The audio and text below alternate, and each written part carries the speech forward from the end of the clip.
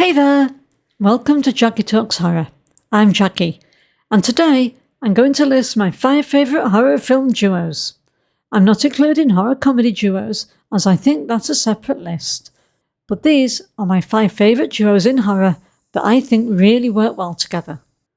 Due to the nature of the list, spoilers ahead in general for the films these duos are in. And just a quick heads up, I'll be using images and trailers from the films in this video, and links to the trailers will be down below in the description. Okay, so first up at number 5 is Billy and Stu from Scream. Spoiler alert for Scream 1996 and most of the other films, as they are referenced in them. But these are the 2 OG ghost faces. Billy Loomis, played by Skeet Ulrich, and Stu Macker, played by Matthew Lillard, were best friends, and the boyfriends of the lead Sydney, played by Neve Campbell, and her best friend Tatum, played by Rose McGowan. We got to see a lot of the bromance and comedy, and the fact that both of them could be charming to their respective girls whilst harbouring their secrets. What makes them extra chilling is how clever they are, planning timing and using each other as perfect alibis, so the audience and the characters never know what's coming. Skeet played Billy really well as a cool, calm teenager that perfectly contrasted with zany, more fun-loving Stu. There were several scenes in the 1996 film that showcased their chemistry. The video store scene where they cornered Randy, for one, and that's one of the best in it. However, nothing will top their unmasking for drama, and yes, it did descend into some comedy, but the horror was there as well. And they weren't messing around when they were terrorising poor Sydney and the rest of the children in Woodsboro High with their antics. So next, in at number 4, is The Autopsy of Jane Doe. Spoiler alert for the film here. Tommy, Brian Cox, and Austin, Emil Hirsch are a father and son coroner duo, and the dynamic carries almost the entire tension and mystery of the film. They are utterly believable as a team, charming together with warmth behind the smiles, and that makes their relationship feel authentic and lived in. One of the best things about them is a familiarity with each other.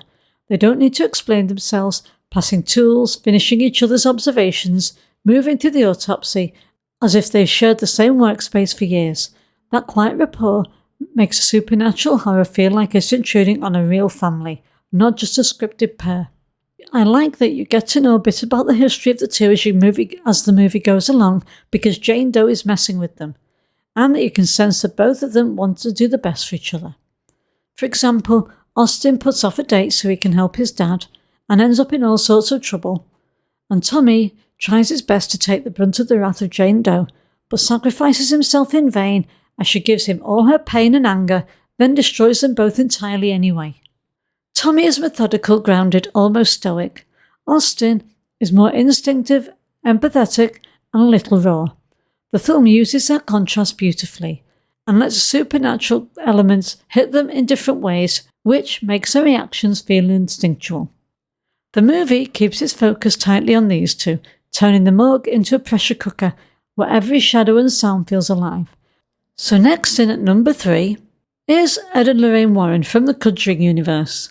Spoiler alert for the whole franchise, more or less. These are the paranormal investigator couple whose chemistry and emotional bond anchor the Conjuring franchise main films for me. It's one of those cases of the duo, to me, being more of a draw than the films themselves. Vera Farmiga and Patrick Wilson have such amazing chemistry, it doesn't matter what you think of the real-life characters that they're portraying and their relationship. These two sell it in spades. In fact, in the films, their connection has way more spark than any of the couples in the families they're helping.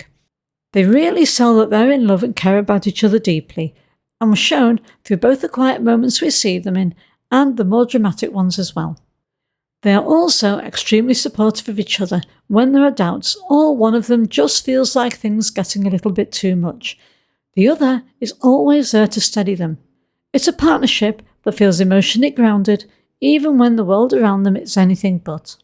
I think a lot of people would have watched the last instalment of The Conjuring as it was framed as a final outing for Farmiga and Wilson in these roles, and the film was mainly focused on them and their family as a send-off. So I'm not sure how well the planned prequel featuring the couple's younger versions, Madison Lawler and Orion Smith, will do.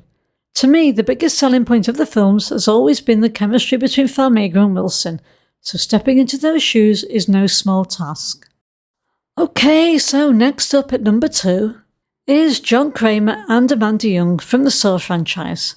Big spoiler alert here for pretty much the whole franchise. John Kramer, Jigsaw, played by Tobin Bell, had a couple of apprentices, and it became a bit of a trope that a twist at the end of each episode would uncover a new one, but none were more realistic and believable as Amanda, played by Shawnee Smith. Well, I guess they had to keep the franchise going somehow after they killed him off, and it was very believable as Jigsaw actually turned Amanda's life around. From the moment she survives his first trap, a unique connection forms, one built on trust, fear, and twisted respect. Kramer sees potential in Amanda and proof that his system for redemption works, and she comes to view him as a saviour and guide, eager to prove herself worthy of his approval. In Saw 2, we don't know she's his apprentice until the end, but later in Saw 3, we actually get to look at their chemistry and start to see Amanda's attitude and the dynamic shift. She's loyal, yet jealous and conflicted, doubting Kramer's mantra that everyone deserves a second chance. Her fear of disappointing him, a need for his approval, and her ignoring his insistence on making the traps fair makes their dynamic tense and fascinating. By the time we see flashbacks of her interactions with Kramer, it's clear she looks up to him and fear his judgment, which fuels both her successes and her struggles as his apprentice. In Saw 10, set between the first and second films, we are able to see Amanda's change towards how she viewed Kramer's work in the third film. Together they form a dark, psychological, intricate partnership that evolves over the films, one that is interesting and very unsettling. Okay, so in at number 1 and my favourite horror duo is Ellen Ripley and Hicks from Aliens. Spoiler alert for the film here. It's a sci-fi horror classic and one of the stronger duos in the entire genre. Ripley and Hicks work so well together because their trust builds in real time. There's no forced romance, just two people who recognise each other's strength when everything around them is falling apart. Sigourney Weaver and Michael Biehn have such natural, understated chemistry. Ripley is traumatised but determined, carrying the scars from the first film. As the situation gets worse on LV-426, they start relying on each other more than anyone else in the squad.